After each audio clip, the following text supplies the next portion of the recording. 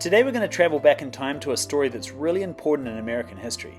It's about brave Native American nations, the Cherokee, Choctaw, Chickasaw, Creek, and the Seminole, and the hard journey they were forced to take called the Trail of Tears. Now, this story isn't about superheroes or treasure, it's about real people, families, and communities who faced really tough challenges. We're going to learn what happened, why it happened, and how it changed their lives forever. So buckle up, open your history eyes, and let's step back almost 200 years to see the story unfold. Now this is the United States at the start of the 19th century. Now you can see that the darker colored ones are the states, and the lighter colored orange is the territories, not yet made into states.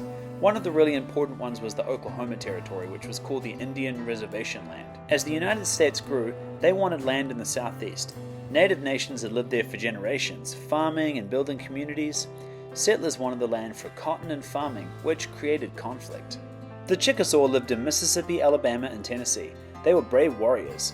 They were so skilled at riding horses they were called the light horse by other tribes. The Choctaw lived in Mississippi and Alabama. They were farmers who grew corn, beans, and squash. They helped the U.S. in the War of 1812 as code talkers, sending secret messages in their language. The Cherokee lived in Georgia and the Carolinas. They had their own written language. Sequoyah, a Cherokee man, invented the Cherokee alphabet so everybody could read and write in their language. The Creek lived in Alabama, Georgia, and Florida. They lived in villages and traded with neighbors. Creek towns had council houses in the center where people made important decisions together. The Seminole lived in Florida's swamps and forests. They built houses called chickees with thatched roofs. The Seminole never signed a peace treaty with the U.S., earning them the nickname the Unconquered People. As the U.S. population grew, white settlers wanted more farmland in the southeast.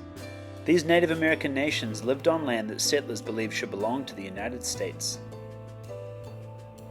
After defeating the Creek Nation in the Creek War, Andrew Jackson forced them to give up over 23 million acres of land. This set a pattern of using military victory to justify land seizure. Then the Supreme Court ruled that Native Americans could live on their land but did not truly own it. Only the U.S. government could buy native land, weakening the tribal independence. In 1828, Andrew Jackson was elected as the next president of the USA. Jackson believed Native Americans should move west of the Mississippi River. He argued that removal was necessary for American growth and claimed it would protect Native people. Gold found on Cherokee land caused thousands of miners to rush in. Georgia passed laws taking Cherokee land and outlawing their government, ignoring treaties with the tribe. Congress gave the president power to negotiate treaties, forcing native tribes to relocate west. While this was framed as voluntary, tribes were pressured with threats, deception, and force. Now, the Choctaw Nation became the first tribe forced to leave. Thousands traveled west to Indian Territory, and many died from disease, cold, and hunger. A Choctaw leader later described the journey as a trail of tears and death. The Cherokee Nation asked the Supreme Court to protect their land from Georgia. The court said Georgia should not control Cherokee land, but the government did not listen. Even though the Cherokee were right, Georgia and President Jackson forced them to leave their homes. U.S. officials pressured Seminole leaders in Florida to sign a treaty agreeing to removal. Many Seminoles later said the treaty was unfair or misunderstood, which led to resistance.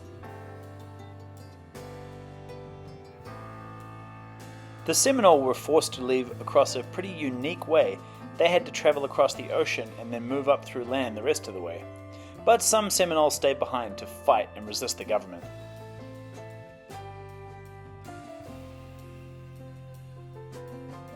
Now up north in Illinois, Native groups resisted removal efforts.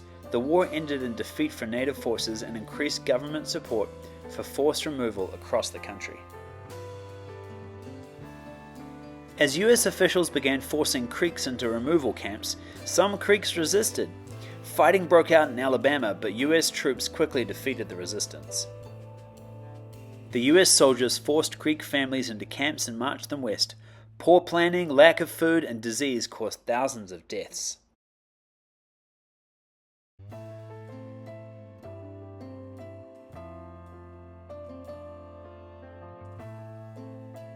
Now, the Chickasaw Nation agreed to sell their land and pay for their own relocation.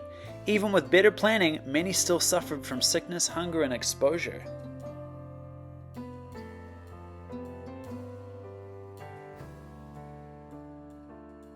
Chickasaw families traveled west to Indian Territory.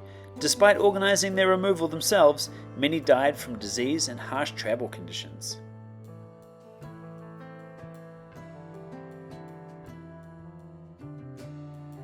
Then US soldiers forced about 16,000 Cherokees from their homes into guarded camps.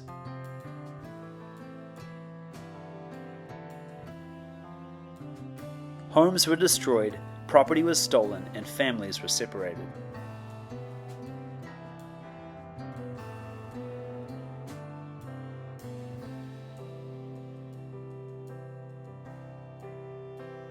Cherokees traveled more than 1,000 miles by foot, wagon, and river to Indian Territory. The journey took months and occurred during extreme weather. About 4,000 Cherokees died during the Trail of Tears. Thousands from the Choctaw, Creek, and Chickasaw nations also died during their removals. Survivors arrived weak and grieving, with few supplies. They began rebuilding their communities on unfamiliar lands with little help from the US government. Now, the Seminoles resisted much longer than any other tribe. Many were captured and removed, but some escaped into Florida's swamps and remained there.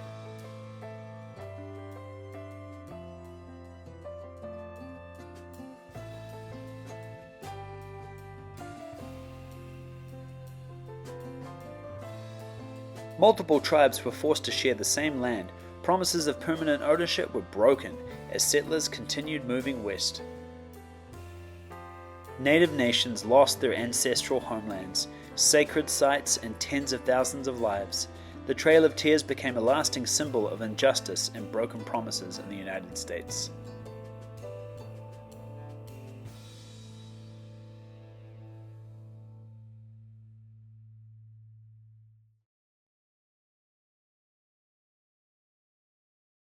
If you'd like to play something that's different from a worksheet or an activity, try the Seminoles game, which can be used with chess pieces. It's an activity that's available on teacherspayteachers.com, and the store is History Buffer.